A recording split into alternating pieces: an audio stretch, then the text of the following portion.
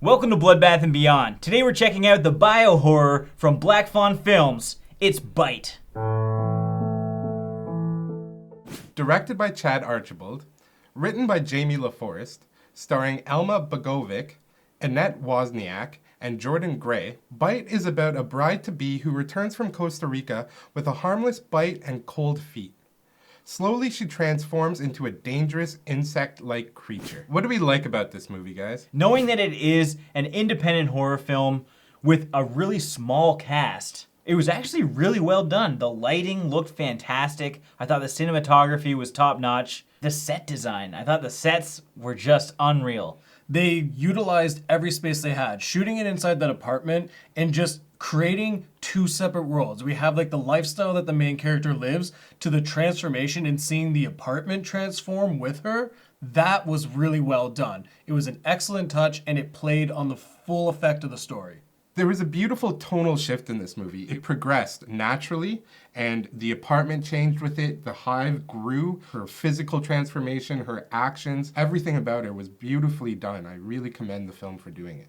Beautifully done in a disgusting way because the film is definitely super grotesque. There's just guts and gore all over the place. There's a lot of slime and goo. It's not for the people with weak stomachs, that's for sure. Which, if you've read any of the headlines about this movie, they premiered at Fantasia in Montreal, and 2 people passed out, and 1 person actually threw up in the theater, which is pretty awesome. And this movie was done with just practical effects.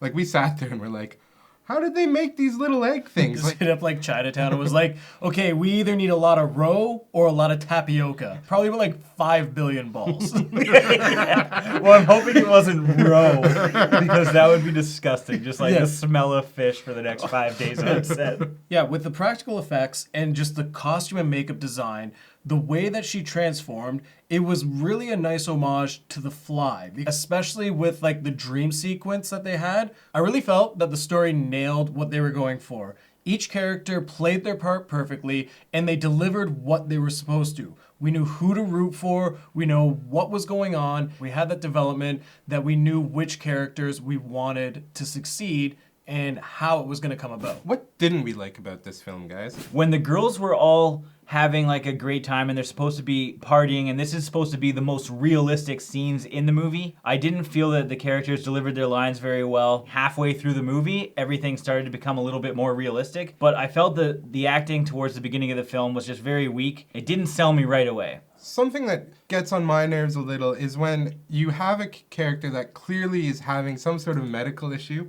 and they don't go see a doctor. I mean, these girls flip the fuck out over a bug that I think if they were like pussing out of their leg, they probably would go see a doctor. Overlooking that kind of irks me, but I get it. It has to happen to move the story forward. Yeah, because there's certain aspects that really should have came into play with the characters, especially her fiance, because they keep alluding to him only being a few doors down at the apartment, but like we get a scene with him saying, I haven't heard from you in a couple days. Don't call her, walk to the door.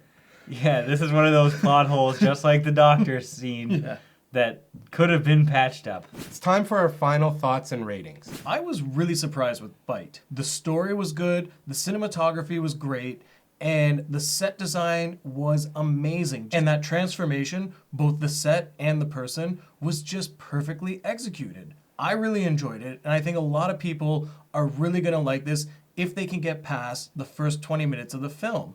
Because that's the only weak point that I think this film has, is the starting story isn't gonna reel the audience in. But it's still a great film, and I highly recommend it.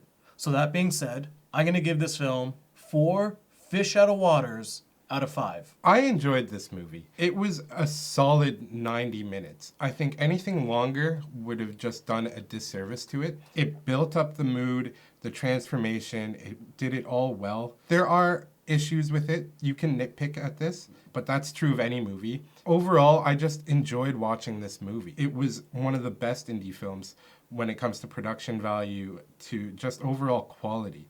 And I have to commend the entire cast and crew for making a solid film. So I'm gonna give this 4 ball and ass white gold diamond rings out of 5. Bite was a really solid indie film that looked like $1 million movie.